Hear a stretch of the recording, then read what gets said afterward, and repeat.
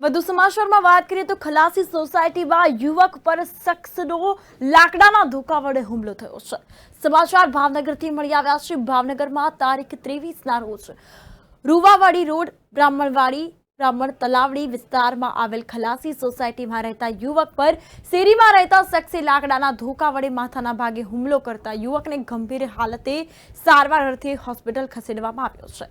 આ અંતર્ગત આ બનાવ અંગે પ્રાપ્ત માહિતી અનુસાર ભાવનગરના રૂવાપરી રોડ બ્રાહ્મણ તલાવડી વિસ્તારમાં આવેલ ખલાસી સોસાયટીમાં ગઈકાલે રાત્રે સોસાયટીના લોકો રામ મંદિર પ્રાણ પ્રતિષ્ઠા મહોત્સવ નિમિત્તે ફટાકડા ફોડતા હતા અને તે દરમિયાન સોસાયટીમાં આવેલ પ્લોટ નંબર 62માં રહેતા તેજસભાઈ છગનભાઈ બારિયા અને તેમના